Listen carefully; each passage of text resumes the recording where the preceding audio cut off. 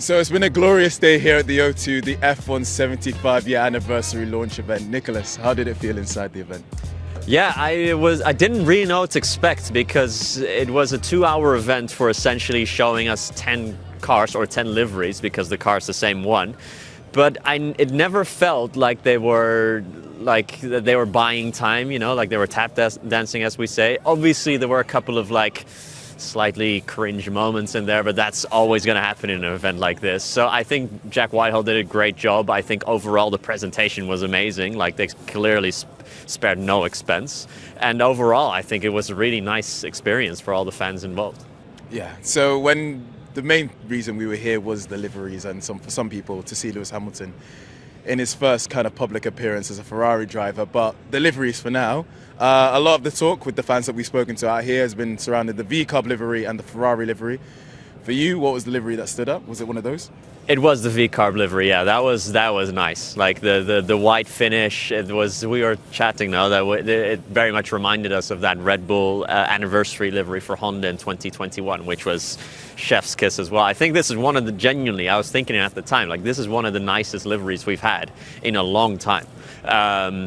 I'd like to see it out on track. Actually, the Ferrari one, I didn't really get a good look at it. You'll have to tell me, because they only showed most of the cars. They spun them around for everyone to see, but not the Ferrari one. I couldn't really tell because it was like I was looking at it head on, and there was a lot of light reflecting off it, so I didn't really get a good look at it. So you'll have to tell me what it looks like. Well, the Ferrari is red. Yeah, it's red. That's the main thing. It's still red. But the interesting thing about the Ferrari is it very much does look very early 2000s Michael Schumacher Ferrari with the bit of white at the back.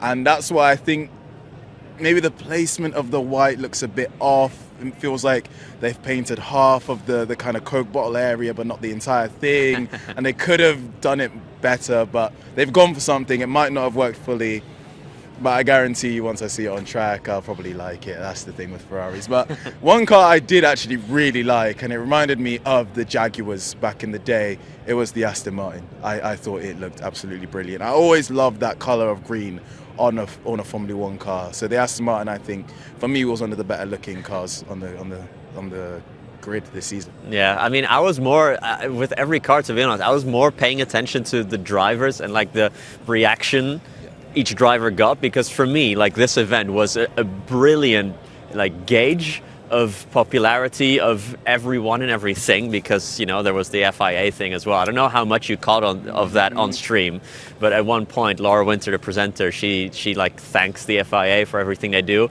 and there was this massive unanimous boo just going around. Max Verstappen got half cheer, half boo. Christian Horner got half cheer, half boo, maybe a little bit more boo, but he was winding people up, to be fair. But the FIA was just a big boo, and that cannot be a good look if you're F1 or the FIA. I think especially the key thing is in an election year for the FIA as well. That's not just that. It's not just any year. But there has been a lot of kind of voicing of displeasure from F1 fans in the FIA, and that is something that will develop across the season. So it was very interesting to see that. Was there any other kind of fans that you were surprised at the reaction to, or anything that stood out for you in the event?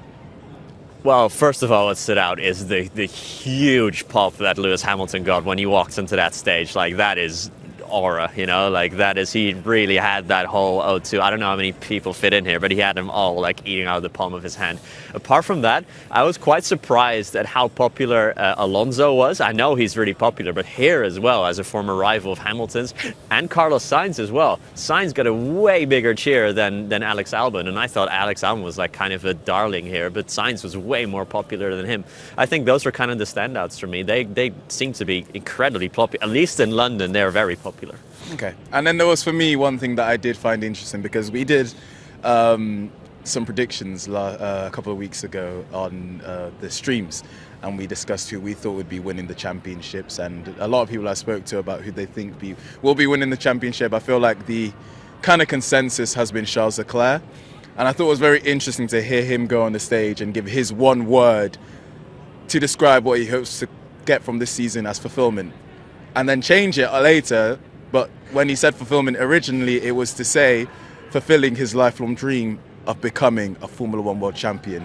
So you see what kind of mentality he's going into this season with, next to Lewis Hamilton, who was introduced as a man trying to get his 8th a record 8th World Championship. Yeah, I mean, I don't know. I don't know with these things how much we should read into it, because I did see on social media as well that they were playing online chess on their phones against each other at the table while there were other things going on. So clearly, like, they were not that into it. But you know, I hope for you as a Ferrari fan that you're right. But I just don't know with these things. You know, everyone's obviously hyping everything up. Like right now, it feels like 10 teams can become world champion. But it you know, like we have been saying, it's going to be between Ferrari and McLaren. If Hamilton has a championship winning car, for me, it is hard to bet against him. I have to see it before I believe it with Hamilton.